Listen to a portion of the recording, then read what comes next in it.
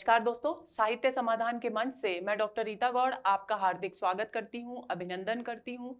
दोस्तों, आज भारतीय काव्य शास्त्र की प्रश्नोत्तरी का दूसरा सत्र है। हम पिछले सत्र में काव्य शास्त्र की पृष्ठभूमि पर आधारित कुछ एक प्रश्नों पर बातचीत कर चुके हैं जो हमारी विषय वस्तु पर आधारित थे, यानी जिन्हें हमने इस विषय से संबंधित विषय वस्तु के कंटेंट के सत्र में पढ़ा था।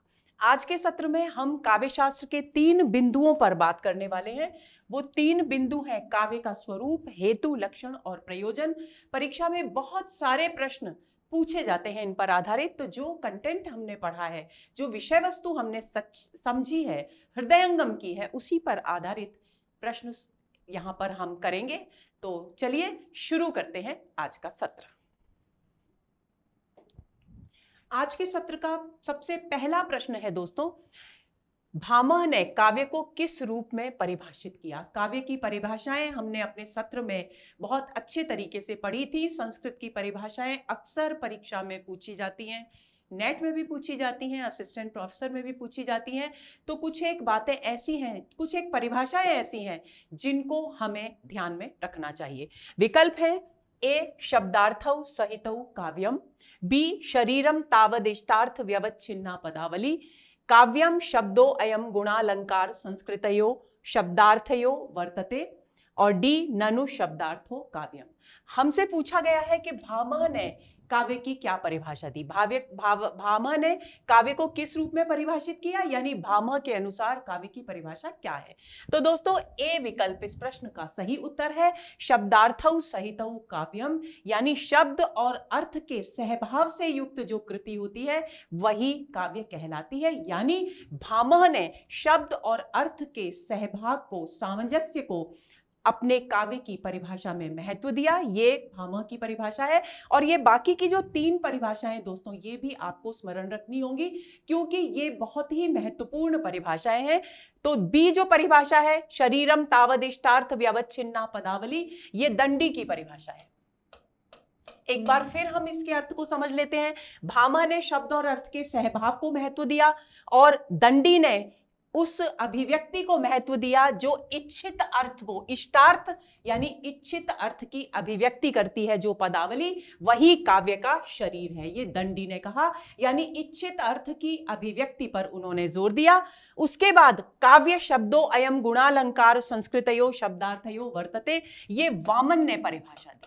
वामन ने इसमें एक बात और जोड़ी। अभी तक सिर्फ शब्द और अर्थ की बात यहां पर की गई थी, लेकिन वामन ने एक कदम और आगे बढ़ाया और काव्य के स्वरूप को और अच्छे तरीके से परिभाषित किया। उन्होंने लिखा, काव्य में वो काव्य शब्दों का वो समूह है, शब्दों की पदावली, वो पदावली है जो कैसी है, गुण और अलंकार से सुसंस्कृत है। संस्कृत यानी परिष्कृत है, सुंदर बनाई गई है, स्वच्छ बनाई गई है, और शब्दार्थ का सहभाव है, यानी शब्द और अर्थ के सहभाव भी है उसमें, और गुण और अलंकारों के द्वारा उसके सौंदर्य में वृद्धि भी की गई है। वामन ने गुणों को महत्व दिया, अलंकारों को महत्व दिया काव्य में। इस बात को हमें भूलना नहीं है। ननु शब्दार्थो काव्यम, ये परिभाषा रुद्रट की है। तो ननु, जब संस्कृत में ननु शब्द आता है, इसका अर्थ होता है निश्चय ही, यानी निश्चय ही शब्द और अर्थ का सहभाव जो है वो काव्य है। यानी अधिकांश परिभाषाओं में शब्द और अर्थ के सहभाव पर महत्व दिया गया है। केवल वामन ने गुण और अलंकारों के द्वारा परिष्कृत शब्द और अर्थ के सहभाव की बात कही है। तो ये बात हमें ध्यान में रखनी है। तो इस प्रश्न का सही उत्तर हुआ ए। इस एक प्रश्न के द्वारा न जाने आपके कितने प्रश्नों की पृष्ठभूमि दोस्तों तैयार हो गई। तो इस प्रश्न को बहुत गहराई से कंठस्थ कर लें। आगे चलते हैं, अगले प्रश्न पर आते हैं। निम्नलिखित में से किस आचार्य ने काव्य के स्वरूप में गुण तत्व को महत्व देकर काव्य के आंतरिक सौंदर्य की ओर संकेत किया? अभी अभी हमने चर्चा की। इसीलिए काव्य की परिभाषाओं को पढ़ना और उन्हें समझना बहुत जरूरी है। ऑप्शन है भामह, दंडी, वामन और रुद्रट। तो हम पढ़ चुके हैं दोस्तों कि भामह, दंडी और रुद्रट ने, भामह और दंडी ने तो शब्द और अर्थ के सहभाव की ही बात की। दंडी ने थोड़ा सा परिवर्तन किया और इच्छित अर्थ की अभिव्यक्ति को महत्व दिया, लेकिन वामन ने गुण और अलंकारों की बात की, गुणालंकार की बात की। तो इसका उत्तर होगा सी, यानी आंसर होगा हमारा सी। आगे चलते हैं। ध्यान रखना है, वामन दंडी ने इच्छित अर्थ की अभिव्यक्ति की बात की है, वामन ने गुण और अलंकारों की बात की है, भामह और रुद्रट ने दोनों ने शब्द और अर्थ के सहभाव की बात की है। इस बात को, मूल तत्व को यदि हम समझ लेंगे, अच्छी तरह अपनी स्मृति में धारण कर लेंगे, तो हमारा कोई भी प्रश्न गलत नहीं होगा। आगे चलें। शब्दार्थ शरीरम यावत काव्यम ध्वनिरात्मा काव्यस्य, काव्य की यह परिभाषा किस आचार्य की है? जयदेव, उद्भट, कुंतक या आनंदवर्धन? तो दोस्तों डी विकल्प इस प्रश्न का सही उत्तर है। कैसे पहचानेंगे आप? क्योंकि सारी संस्कृत की परिभाषाएं मैं भी समझती हूं दोस्तों, आपके लिए कंठस्थ करना नामुमकिन है। तो ऐसी स्थिति में आनंदवर्धन किस संप्रदाय के संस्थापक माने जाते हैं? ध्वनि संप्रदाय के। तो जिस परिभाषा में ध्वनिरात्मा शब्द आ गया, यानी ध्वनि काव्य की आत्मा है, वो निश्चित रूप से वो परिभाषा किसकी होगी? आनंदवर्धन की होगी। इसी तरह से कुंतक है वक्रोक्ति संप्रदाय के, तो जिसमें वक्रोक्ति शब्द आ गया, वक्र शब्द आ गया, वो परिभाषा आप पहचान लेंगे किसकी है? आचार्य कुंतक की है। तो जयदेव, उद्भट और कुंतक, इसमें से आनंदवर्धन की ये परिभाषा है। इसके अर्थ को एक बार समझ लेते हैं। शब्दार्थ शरीरम, देखिए शब्द और अर्थ की जो बात भामह ने की थी, रुद्रट ने की थी, वही बात आनंदवर्धन भी कर रहे हैं। वो क्या कह रहे हैं? शब्दार्थ शरीरम, शब्द और अर्थ से युक्त बनता है काव्य का शरीर, लेकिन ध्वनिरात्मा काव्यस्य, लेकिन काव्य की जो आत्मा है वो ध्वनि है। यानी वामन से और एक कदम आगे बढ़कर इन्होंने, आनंदवर्धन ने काव्य की आत्मा की बात की। उन्होंने गुण और अलंकारों की बात की थी, इन्होंने काव्य की आत्मा ध्वनि को माना और उसकी बात की। तो आंसर हुआ डी। अगला प्रश्न, काव्य की निम्नलिखित परिभाषाओं को संबंधित आचार्यों के साथ सुमेलित कीजिए। पहली, शब्दार्थो सहितो वक्र व्यापार शालिनी, बंधे व्यवस्थितौ काव्यम तद्विद आह्लादकारिणी। दूसरी है वाक्यम रसात्मकम काव्यम। तीसरी है रमणीयार्थ प्रतिपादकः शब्दः काव्यम। और चौथी है शब्दार्थौ सहितौ काव्यम। तो दोस्तों शब्दार्थौ सहितौ वक्र व्यापार शालिनी, यानी शब्द और अर्थ का वो सहभाग जिसमें वक्रता है, जो व्यवस्थित है, जो तद्विद आह्लादकारिणी, तद जो विद यानी विद्वानों को, सहृदय जनों को आह्लादित करने वाली है, आनंदित करने वाली है। ये काव्य की परिभाषा किसकी है? वक्र शब्द आ गया तो किसकी होगी? कुंतक। ध्यान में रख लेंगे। कुंतक ने, अब एक बात और आपको ध्यान में रखनी है कि ध्वनि को की आत्मा की बात की आनंदवर्धन ने, गुण और अलंकारों की बात की वामन ने, कुंतक वक्र यानी वक्रोक्ति सिद्धांत दिया, तो बात की वक्रता पर बात करते हैं और आह्लादित, आनंदित करने वाली प्रवृत्ति को भी काव्य में शामिल करते हैं। उसके साथ ही वो ऐसे शब्द और अर्थ का सहभाव जो व्यवस्थित हो उसकी भी बात करते हैं। यानी तीन अन्य विशेषताएं काव्य की कुंतक हमारे सामने प्रस्तुत करते हैं। वाक्यम रसात्मकम काव्यम, काव्य क्या है? सरस, आनंदित करने वाले, रस यानी आनंद आता है। तो वो काव्य वो है जो सरस काव्यों से बना हुआ है, सृजित है। और ये परिभाषा है आचार्य विश्वनाथ की, बहुत ही प्रसिद्ध परिभाषा है, अक्सर ये परीक्षा में पूछी जाती है, तो आपको ध्यान में रखना है। वाक्यम रसात्मकम काव्यम, ये आचार्य विश्वनाथ की परिभाषा है। रमणीयार्थ प्रतिपादकः शब्दः काव्यम, इसका अर्थ क्या हुआ कि वे शब्द काव्य हैं जो रमणीय यानी मन को अच्छे लगने वाले, रुचिकर लगने वाले अर्थ का प्रतिपादन करते हैं। ये परिभाषा है आचार्य जगन्नाथ की। शब्दार्थौ सहितौ काव्यम, इससे तो हमने अपने सत्र की शुरुआत ही की थी, तो ये परिभाषा है भामह की।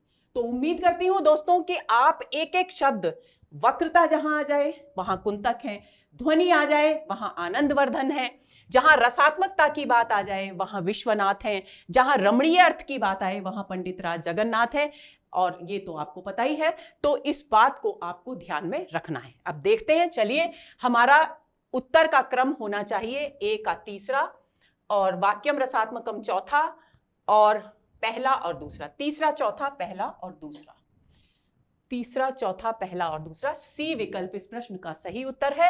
आंसर होगा हमारा सी। आगे चले। संस्कृत साहित्य में काव्य का कौन सा लक्षण नहीं माना गया है। क्या पूछा गया है? काव्य के लक्षणों की जब बात करते हैं तो संस्कृत साहित्य में इनमें से कौन सा लक्षण ऐसा है जो माना ही नहीं गया है? विकल्प है स्थायित्व, चमत्कारिकता, व्यक्तित्व का प्रतिफलन और रागात्मकता। तो दोस्तों बी विकल्प इस प्रश्न का सही उत्तर है। संस्कृत साहित्य में चमत्कारपूर्ण वाक्यों को महत्व नहीं दिया गया है, यानी श्रेष्ठ काव्य के जब लक्षण बताए गए हैं उसमें चमत्कारिकता को स्वीकार नहीं किया गया है। स्थायित्व क्या है? स्थायित्व को स्वीकार किया गया। इन तीनों को एक बार रिवाइज कर लेते हैं। स्थायित्व का मतलब है कि कवि जिस काल में रचना लिख रहा है उसके बाद कवि रहे या ना रहे, वो रचना हमेशा विद्यमान रहे, प्रासंगिक रहे, ये उसका काव्य का स्थायित्व है, तो ये बहुत जरूरी माना गया है।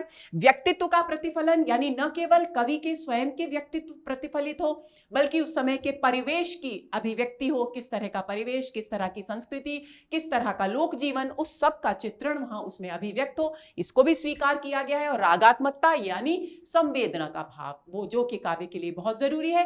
जब तक कोई भी कवि, कोई भी साहित्यकार रागात्मकता से युक्त नहीं होगा, संवेदनशील नहीं होगा, तब तक वो अपने परिवेश, अपनी परिस्थितियां या किसी भी अन्य स्थिति का चित्रण ईमानदारी के साथ काव्य में नहीं कर सकेगा।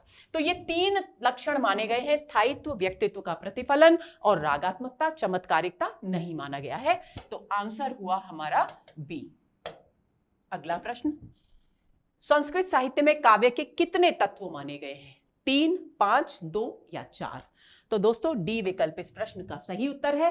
संस्कृत साहित्य में काव्य के 4 तत्व माने गए हैं। आचार्य रामचंद्र शुक्ल ने भी उनकी बात की है और वो तत्व हैं भाव, कल्पना, बुद्धि और शैली। तो आंसर हुआ हमारा डी। अगला प्रश्न, संस्कृत साहित्य के अनुसार निम्न में से कौन सा काव्य का तत्व नहीं है? भाव, कल्पना, बुद्धि, लोक भाषा। अभी अभी हमने पिछले प्रश्न में पढ़ा, ये तीनों तत्व माने गए हैं, इनके साथ शैली चौथा तत्व है, लेकिन लोक भाषा की बात काव्य में नहीं की गई है संस्कृत साहित्य में, यानी आंसर कौन सा होगा हमारा? डी। अगला प्रश्न, आचार्य भामह ने किसे काव्य का हेतु नहीं माना? प्रतिभा, शैली, व्युत्पत्ति, अभ्यास। तो दोस्तों प्रतिभा, व्युत्पत्ति और अभ्यास, इसको काव्य का हेतु माना गया है और भामह ने इन्हें ही काव्य का हेतु माना। शैली को उन्होंने नहीं माना, शैली काव्य का तत्व माना गया है, लेकिन प्रतिभा, व्युत्पत्ति और अभ्यास क्या माने गए हैं? काव्य के हेतु माने गए हैं। तो आंसर हमारा होगा बी। आचार्य भामह की दृष्टि में काव्य का सबसे महत्वपूर्ण काव्य हेतु कौन सा है? प्रतिभा, अभ्यास, भाषा या व्युत्पत्ति?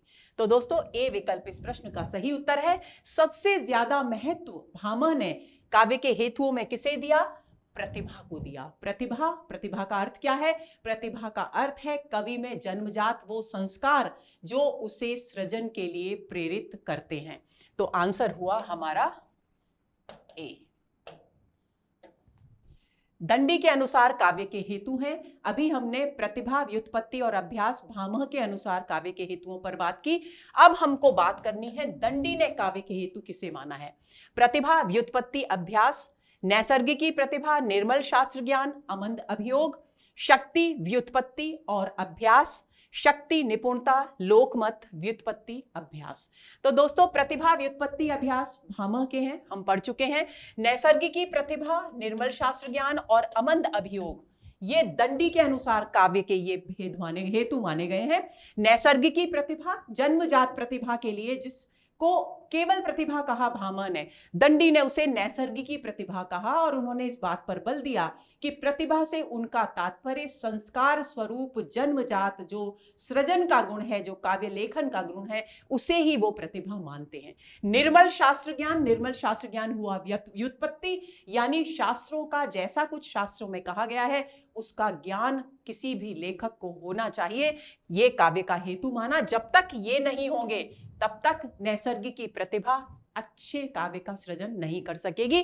और अमंद अभियोग का मतलब है, अमंद यानी बिना मंदा पड़े, यानी बिना रुके, अभियोग यानी अभ्यास।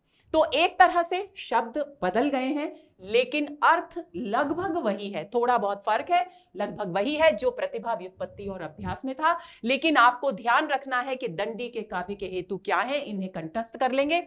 शक्ति, व्युत्पत्ति और अभ्यास ये रुद्रट और कुंतक के द्वारा बताए गए काव्य के हेतु हैं, और शक्ति, निपुणता, लोकमत, व्युत्पत्ति, अभ्यास ये रीतिकाल के कवि थे श्रीपति, उनकी पंक्ति है, काव्य पंक्ति, जिसमें उन्होंने इन काव्य के हेतुओं की चर्चा की है।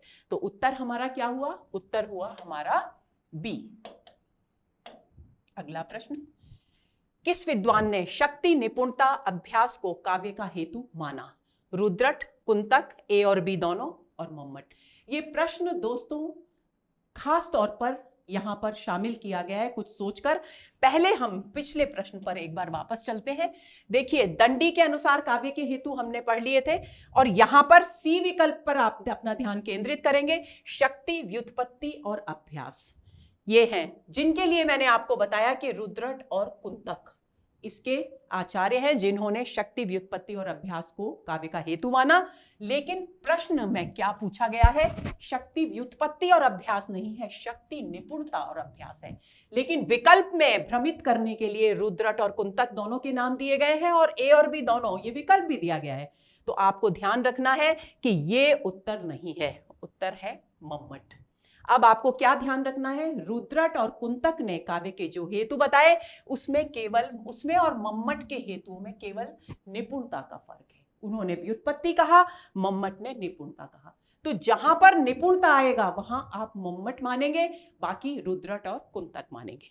तो हमारा उत्तर क्या हुआ? हमारा उत्तर हुआ इस प्रश्न का डी। अगला प्रश्न, किस विद्वान ने शक्ति तथा प्रतिभा को भिन्न भिन्न माना? राजशेखर, रुद्रट, कुंतक या विश्वनाथ? तो दोस्तों ए विकल्प इस प्रश्न का सही उत्तर है। राजशेखर ने शक्ति और प्रतिभा को अलग अलग माना। अब इसके बारे में एक बात और आपको बताना चाहूंगी मैं कि संस्कृत के जितने भी आचार्य थे उन सब ने सृजन करने की जो जन्मजात सामर्थ्य है, यानी जो शक्ति है, उसी को प्रतिभा माना था। सबसे पहले राजशेखर ही वो आचार्य थे जिन्होंने कहा शक्ति यानी सामर्थ्य होना अलग बात है, लेकिन सामर्थ्य होते हुए भी सृजन की क्षमता अगर ना हो तो सृजन नहीं हो सकता। यानी उन्होंने शक्ति अलग मानी, यानी सृजन की क्षमता अलग मानी, और प्रतिभा को अलग माना। तो ये विद्वान कौन से हैं? राजशेखर। इस बात को आपको भूलना नहीं। आंसर होगा ए। अगला प्रश्न, राजशेखर ने प्रतिभा के कौन से दो भेद किए? अब उन्होंने न केवल शक्ति और प्रतिभा को अलग अलग माना, बल्कि प्रतिभा के दो भेद भी किए। कौन कौन से? सहजा और भाषा, ओज, मधुरता, कारयित्री, भावयित्री, या शक्ति और निपुणता? तो दोस्तों सी विकल्प इस प्रश्न का सही उत्तर है। कारयित्री और भावयित्री प्रतिभा, दो भेद किए उन्होंने प्रतिभा के। किसने? राजशेखर ने। तो राजशेखर के नाम को आप प्रतिभा के साथ जोड़ लेंगे। पहला योगदान इनका है कि शक्ति और प्रतिभा को अलग अलग किया। दूसरा योगदान इनका है कि प्रतिभा के इन्होंने दो भेद किए और इनके भी आगे अंतर भेद किए। तो कारयित्री और भावयित्री आपको ध्यान में रखना है। कारयित्री क्या है?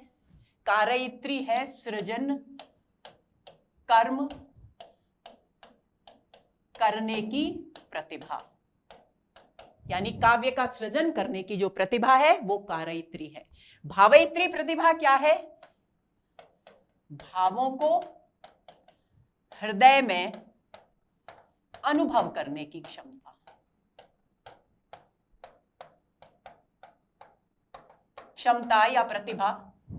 देखिए अब क्या बात हो गई, हमने अभी पढ़ा था कि रागात्मकता को काव्य का एक तत्व माना गया है, लक्षण माना गया है। तो लक्षण वो ये जो भावयित्री है, क्योंकि जब तक रागात्मकता नहीं होगी, जब तक साहित्यकार में या सर्जक में या रचनाकार में क्या नहीं होगी? रागात्मकता यानी संवेदनशीलता, यानी हृदय में भावों को अनुभव करने की, गहराई से अनुभव करने की क्षमता नहीं होगी, तब तक वो सृजन का कार्य नहीं कर सकेगा। सृजन कर्म करना कारयित्री और भावों को हृदय में अनुभव करना भावयित्री। इस बात को भूलना नहीं है। और इसके साथ जोड़ना है, आंसर हुआ सी, और इसके साथ जोड़ना है राजशेखर का नाम। आगे चले। मम्मट ने निम्नलिखित में से किसे काव्य हेतु नहीं माना? प्रतिभा, शक्ति, निपुणता और अभ्यास। तो हम पढ़ चुके हैं दोस्तों कि मम्मट ने शक्ति, निपुणता और अभ्यास को काव्य का हेतु माना, तो प्रतिभा को उन्होंने काव्य का हेतु नहीं माना। तो आंसर होगा हमारा ए। अगला प्रश्न, शक्ति, निपुणता, लोकमत, व्युत्पत्ति, अरु अभ्यास, काव्य हेतु के विषय में यह पंक्ति किस विद्वान की है? सोमनाथ, श्रीपति, भिखारीदास और प्रताप शाही। चारों के चारों विकल्प रीतिकाल से संबंधित है और इसकी चर्चा हम कर चुके हैं, तो इसका उत्तर होगा श्रीपति। श्रीपति की ये पंक्ति है, शक्ति, निपुणता, लोकमत, व्युत्पत्ति, अरु अभ्यास। ये काव्य के हेतुओं की चर्चा की है, शक्ति, निपुणता, लोकमत, व्युत्पत्ति और अभ्यास। तो आंसर हुआ हमारा बी। अगला प्रश्न है दोस्तों, काव्य हेतु प्रतिभा के विषय में निम्नलिखित में से कौन सा कथन असंगत है? यानी प्रतिभा के विषय में जो कुछ विद्वानों ने कहा है, उसके स्वरूप, उसके अर्थ को स्पष्ट करने के लिए उसकी दृष्टि से कौन सा कथन असंगत है, ये आपको ध्यान रखना है। पहला विकल्प है प्रतिभा काव्य सृजन की वैकल्पिक शक्ति है। दूसरा, प्रतिभा जन्मजात दैवीय शक्ति एवं संस्कार रूप मानी गई है। तीसरा, भट्टतौत ने प्रतिभा को नूतन कल्पनाओं की सृष्टि करने वाली शक्ति कहा है। और चौथा, राजशेखर ने काव्य सामग्री, शब्द, अर्थ, अलंकार, उक्ति आदि को हृदय में प्रतिभासित करने वाली शक्ति को प्रतिभा कहा है। तो दोस्तों ए विकल्प इस प्रश्न का सही उत्तर है, क्योंकि प्रतिभा काव्य सृजन की वैकल्पिक नहीं बल्कि अनिवार्य शक्ति है। वैकल्पिक का अर्थ क्या होता है कि विकल्प है कि हम इस्तेमाल करें या ना करें, तो प्रतिभा के विषय में वैकल्पिक की स्थिति है ही नहीं, ये तो अनिवार्य है। प्रतिभा नहीं होगी तो सृजन कैसे होगा? तो ये अनिवार्य शक्ति है, तो ये असंगत कथन हुआ। तो आंसर हो गया हमारा ए। अब बाकी के जो कथन हैं उनको हम एक बार नजर डाल लेते हैं। प्रतिभा जन्मजात है, यानी जन्म से होती है, नैसर्गिक प्रतिभा कहा है विद्वानों ने। दैवीय शक्ति है और संस्कार रूप मानी गई है, ये कथन बिल्कुल सही है। भट्टतौत ने प्रतिभा को नूतन कल्पनाओं की सृष्टि करने वाली शक्ति कहा है। इस भट्टतौत के इस कथन को आप ध्यान में रख लेंगे। इन्होंने जो शब्द इस्तेमाल किया है, नवोन्मेष शालिनी प्रतिभा, यानी प्रतिभा को नवोन्मेष शालिनी कहा है। तो नवोन्मेष शालिनी किसने कहा प्रतिभा को? भट्टतौत ने कहा, ये आपको भूलना नहीं है। राजशेखर ने काव्य सामग्री के विषय में क्या कहा है कि ये प्रतिभा के विषय में क्या कहा है कि काव्य की जो भी सामग्री होती है, कौन सी होती है? शब्द, अर्थ, अलंकार, उक्ति, इन सबको जो शक्ति हृदय में प्रतिभासित करती है वही प्रतिभा है। तो शब्द, अर्थ, अलंकार, उक्ति को प्रतिभासित करने की बात आए तो वो कथन है राजशेखर का, जिन्होंने प्रतिभा के दो भेद किए थे, कारयित्री और भावयित्री।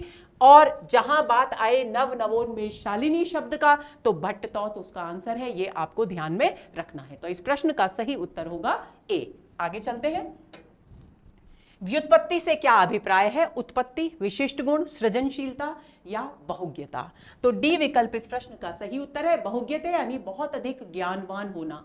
तो बहुज्ञता, क्योंकि व्युत्पत्ति को अनिवार्य एक हेतु माना है काव्य का आचार्यों ने।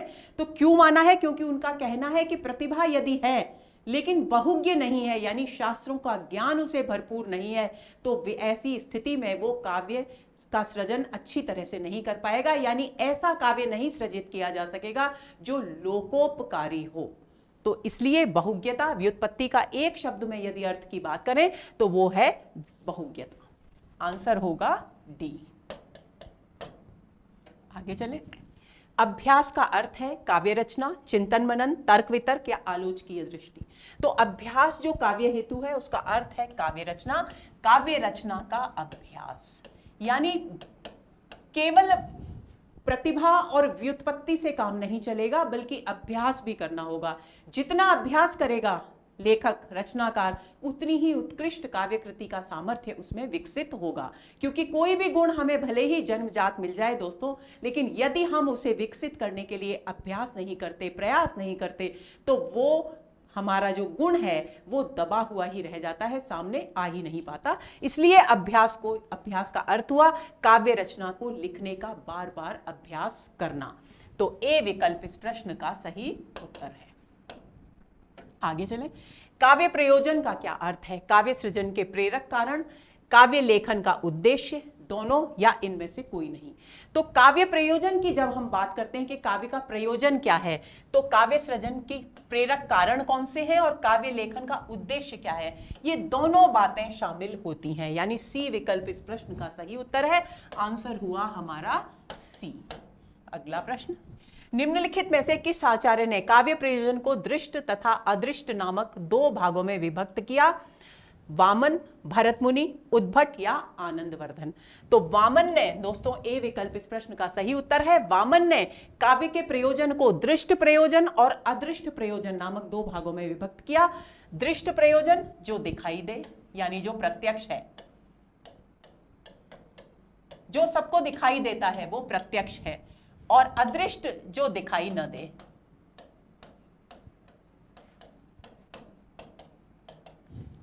तो जो दिखाई देता है वो क्या है? जब हम काव्य को पढ़ते हैं हमें जो आनंद आनंद प्राप्त होता है वो हमें दिखाई देता है। तो दृष्ट प्रयोजन वामन ने माना है आनंद को, और अदृष्ट जो दिखाई नहीं देता वो क्या है? यश की प्राप्ति।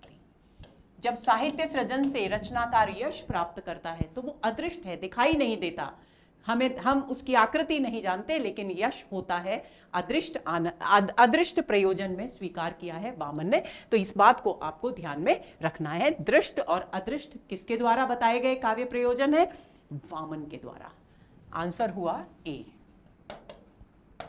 अगला प्रश्न, निम्नलिखित में से किस विकल्प में मम्मट द्वारा स्वीकृत काव्य प्रयोजन है?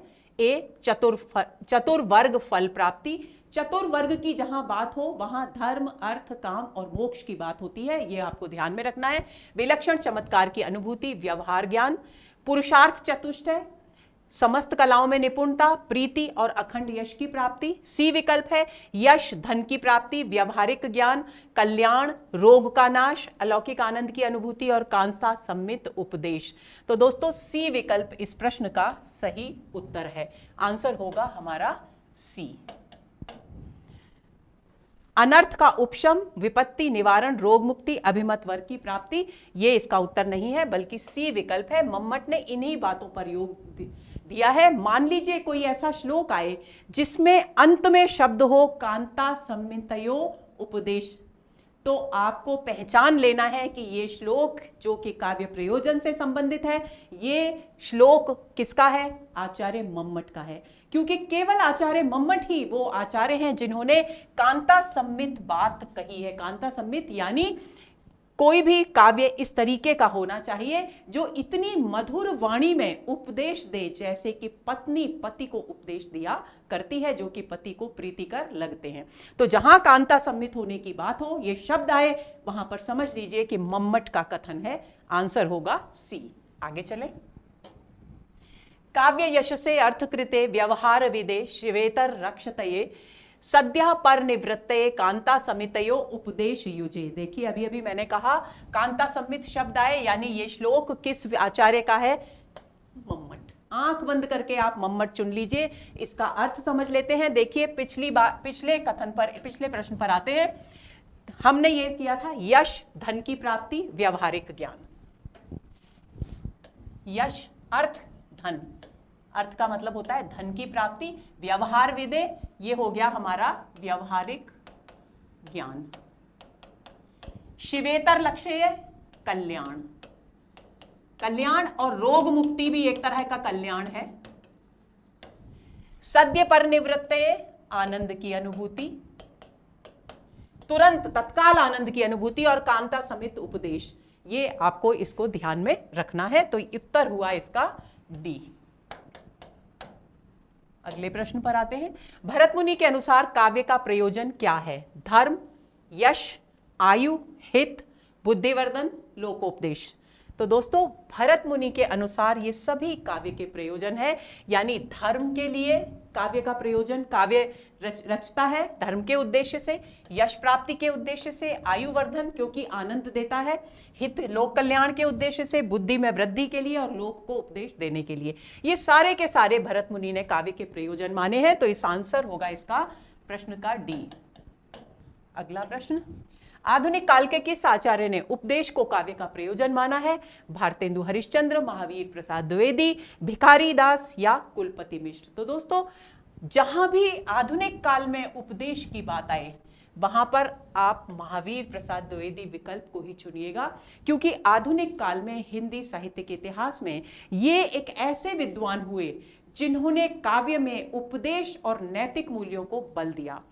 एक सत्र में मैंने, शायद संभवतः निराला का सत्र रहा होगा, मैंने ये चर्चा भी की थी कि निराला की जो कविता थी जूही की कली, उसे जब उन्होंने सरस्वती पत्रिका में प्रकाशित होने के लिए भेजा, जिसके संपादक थे आचार्य महावीर प्रसाद द्विवेदी, तो इन्होंने ये कहकर लौटा दिया था उसको कि ये श्रृंगारिक, घोर श्रृंगारिक काव्य कृति है, इसलिए इसे सरस्वती में प्रकाशित नहीं किया जा सकता, क्योंकि काव्य का प्रयोजन वो किसको मानते थे, सबसे महत्वपूर्ण उद्देश्य काव्य का था, क्या था, उपदेश। इसलिए उन्होंने जूही की कली को वापस लौटा दिया था। तो इस बात को आपको ध्यान में रखना है।